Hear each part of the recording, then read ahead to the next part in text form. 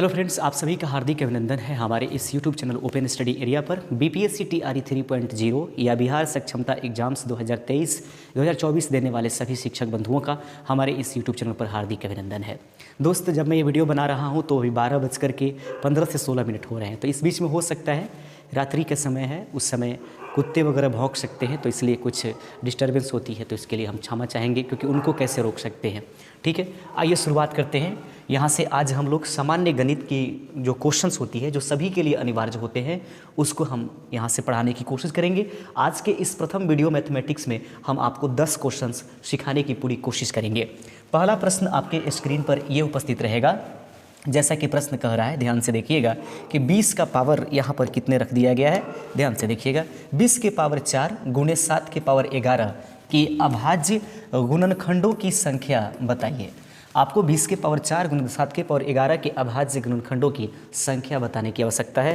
तो सबसे पहले हम लोग करेंगे क्या, बहुत ही साधारण से एक वर्क करेंगे।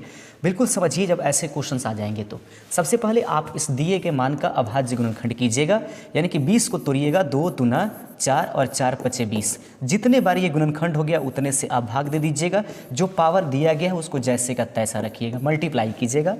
7 कर देते हैं, 7 को करेंगे तो 1 गुणे 7, अर्थात इसका गुणनखंड एक बार ही हुआ, क्योंकि एक हर किसी चीज़ में अभाज्य गुणनखंड के रूप में नहीं होता है। उसके बाद पावर में 11 लिख दीजिएगा। ठीक है, आप इसमें गुना कीजिएगा तो हो जाएगा 3 गुने कितना 4, 3 गुने कितने होंगे 4, और प्लस इसको करिए 11 गुने 1 यानी कि 11, 4 तिहाई 12 और 11 जोड़ेंगे तो 12 और 11 23 हो जाएगा। इस प्रकार से ऑप्शन नंबर सी इसका राइट आंसर हो जाएगा। अगर आपने भी ऑप्शन नंबर सी चुना है तो आपका आंसर बिल्कुल सही है। तो पहला प्रश्न आपने सीख लिया कि अगर ऐसे प्रश्न कोई रहता है तो आप कितने आसानी पूर्वक इसको हल कर सकते हैं। आइए बढ़ते चलते दूसरे नंबर क्वेश्चन। अगर बना लेते हैं तो हमसे पहले आप कमेंट कीजिएगा।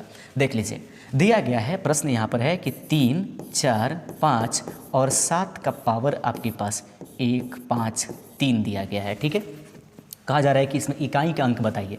सबसे पहले आवश्यक ये होती है कि दुनिया की कोई भी संख्या अगर उसके अंत में 0 है, यहीं पर लिखते हैं, यदि उसके अंक में 0 है, 1 है, 5 है और 6 है, यदि 0, 1, 5 और 6 में से कुछ भी दिया गया है तो उसका इकाई अंक वही पहला वाला हो जाता है, चाहे उसका पावर कितना भी बड़ा क्यों नहीं हो।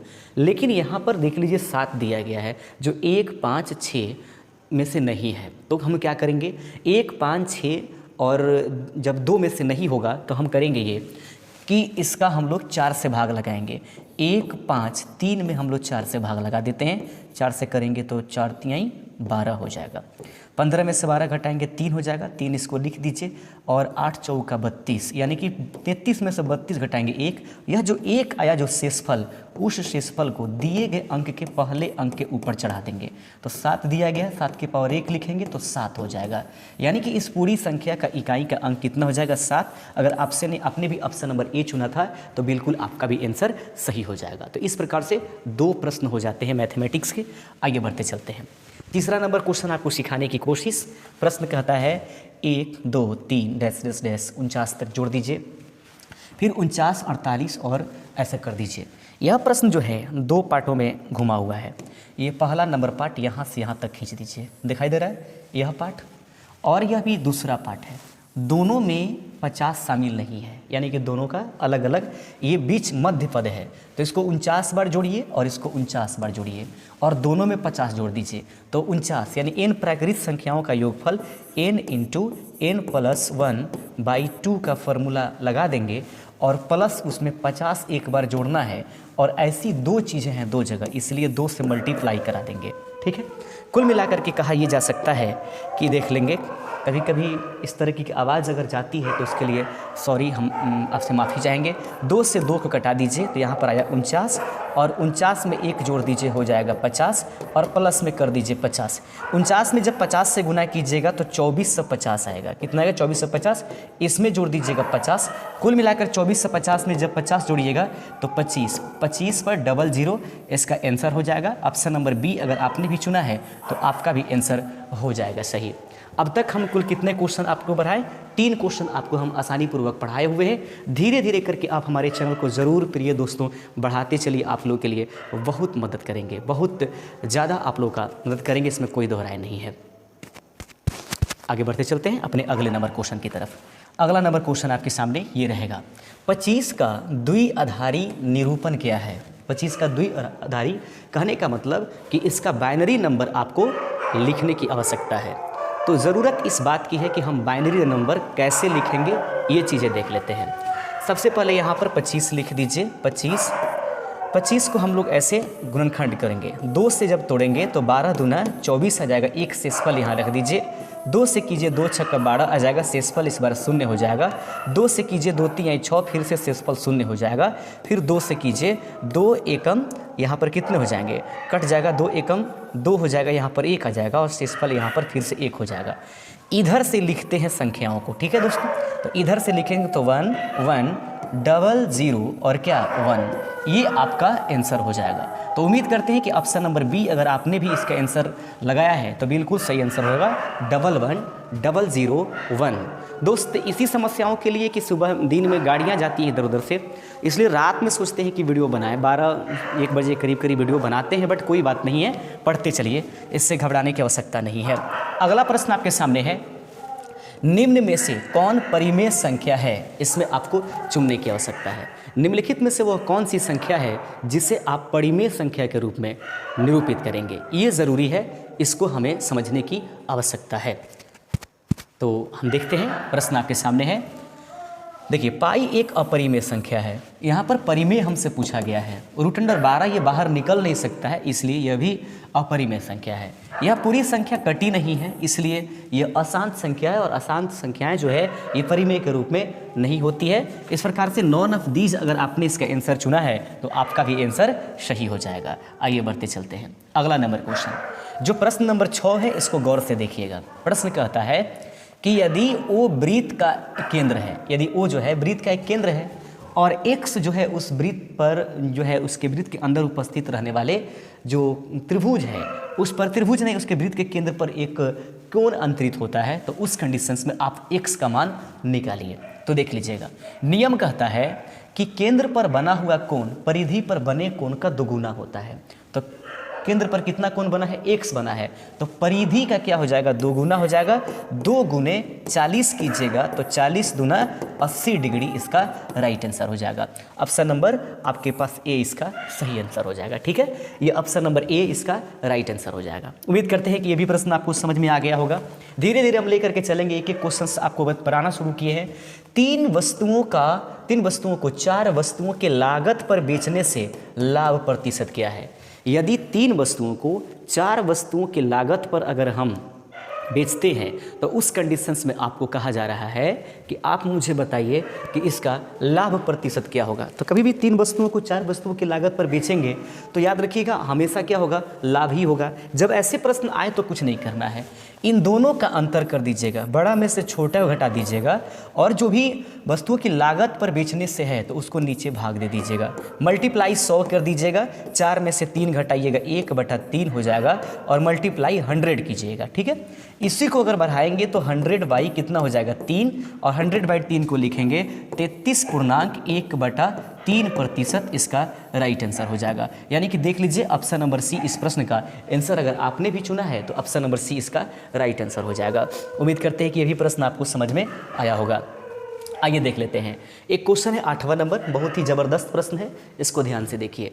हम लोग बिल्कुल फटाफट आंसर बनाने की कोशिश करेंगे, क्वेश्चन बनाने की कोशिश करेंगे। एक लंब वृत्ताकार शंकु की त्रिज्या 3 सेंटीमीटर है। एक लंब वृत्ताकार शंकु की त्रिज्या कितनी है, 3 सेंटीमीटर है और ऊंचाई जो है 4 सेंटीमीटर है। शंकु का वक्रित धरातल क्या होगा। थोड़ा सा भाषा बदला गया है बट कोई क्वेश्चन में कुछ है नहीं, लेकिन ये क्वेश्चन अगर एग्जाम्स में मिल जाए तो थोड़ी देर के लिए कन्फ्यूजन पैदा कर देगा ये वक्रित धरातल। तो यही वक्रित धरातल का मान आपको निकालना है। उस कंडीशंस में कह रहा है इसका त्रिज्या जो है वह कितना है, 3 सेंटीमीटर है और इसकी ऊंचाई जो है वह कितना है, 4 सेंटीमीटर दिया गया है। तो सबसे पहले इसका तिर्यक ऊंचाई निकाल लीजिए, एल है। तो तिर्यक ऊंचाई निकालने के लिए एल बराबर क्या हो जाएगा, √r² + h², यही नहीं करते हैं। इस r को कीजिए, कितना करेंगे 3 का स्क्वायर + 4 का स्क्वायर, 3 3 का 9, 4 4 का 16, 9 25 हो जाएगा। ये 25 का वर्गमूल 5 हो जाएगा। अब वक्रित धरातल क्या हो जाएगा, उसका वक्रित धरातल का सूत्र होता है, ये वक्रित धरातल का सूत्र होगा πr_l, रख दीजिएगा। पाई × r का मान 3 गुने 5, 5 में 3 से गुना कीजिएगा 15 हो जाएगा और पाई सेंटीमीटर स्क्वायर इसका आंसर हो जाएगा। अगर आपने ऑप्शन नंबर बी चुना है तो आपका भी आंसर बी नंबर आंसर सही है। इस प्रकार से बी नंबर ऑप्शन सही हो जाएगा। अगर आप हमारे इस वीडियो पर प्यार बनाएंगे, अगर आप इसको आगे तक निकालेंगे या लाइक करते जाएंगे तो हमें मोटिवेशन प्राप्त होगा और डेली बाय डेली रात में ही सही, रात में ही उठ करके वीडियोज़ आप लोग के लिए बनाएंगे, ठीक है, और बना करके ही सोएंगे और दिन में इसको जैसा कि अपलोड किए हैं आज वैसे प्रतिदिन करने की कोशिश करेंगे। आइए, प्रश्न है, यदि 3 संख्याओं का औसत 15 है, ये संख्याएं 3:5:7 के अनुपात में है, तो बड़ी संख्या निम्नलिखित में से क्या होगी? ये प्रश्न आपके सामने है। यदि 3 संख्याओं का औसत 15 है और ये संख्याएं 3:5:7 के अनुपात में है, तो संख्या क्या होगा? सबसे पहले 3 संख्या दिया है जिसका अनुपात कितना दिया है? 15 दिया है, तो कुल संख्या का मान निकाल लीजिएगा। कुल संख्या का मान क्या होता है? इसको 3 में 15 से गुना कीजिए, 15 तिहाई 45 हो जाएगा। जब भी क्वेश्चंस अनुपात में रहता है कुछ नहीं किया जाता है, इसको जो है हमेशा आपको क्या करना है, x से गुना कर देना है। तो 3x + 5x और प्लस कितने हो जाएंगे? 7x। इस सबको जोड़ दीजिएगा 45 के बराबर होगा। 5 3 8 7 15 हो जाएगा। 15x बराबर 45 हो जाएगा। 15 तिया 45। x का मान आपके पास 3 आ गया। हमको पूछा क्या जा रहा है कि बड़ी संख्या निम्नलिखित में से क्या होगी? तो बड़ी संख्या जो जिसका अनुपात बड़ा होगा, यानी कि इसको हम लोग उठाएंगे और यहाँ से इसको हम लोग देखने की कोशिश करेंगे, इसका मान पूछा जा रहा है। तो यानी कि 7 और x का मान रख देना है, मल्टीप्लाई 3 से करेंगे। 7 3 का 21 इसका राइट आंसर हो जाएगा। उम्मीद करते हैं कि ये भी प्रश्न आपको समझ में आया होगा। बचेगा 10वां क्वेश्चन। 10 क्वेश्चन तो हर आदमी के एग्जाम्स में मिलेंगे, 10 क्वेश्चन तो आपको बनाने ही होंगे।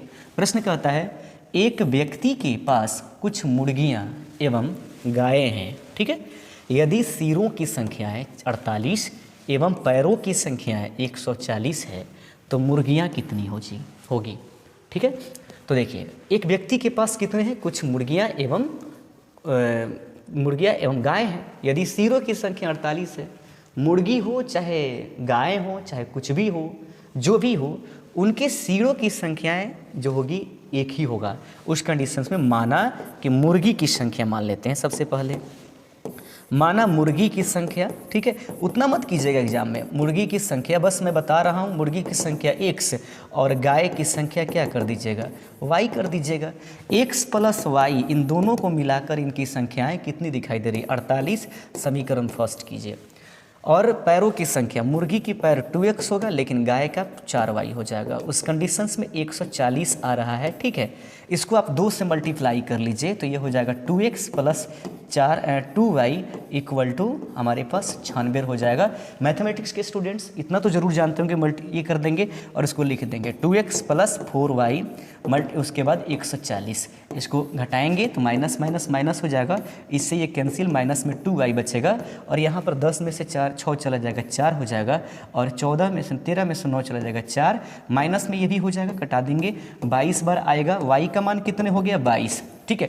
इसी 22 को क्या करेंगे? 48 में से घटा देंगे, ठीक है, क्योंकि x का मान क्या कहलाएगी? मुर्गी की संख्या x बराबर 48 माइनस y का मान 22 घटा दीजिए, इसलिए x बराबर 26 हो जाएगा। यानी कि देख लीजिए, अर्थात ऑप्शन नंबर डी, यानी कि कुल मुर्गियों की संख्या यहाँ पर कितनी है? 26 है।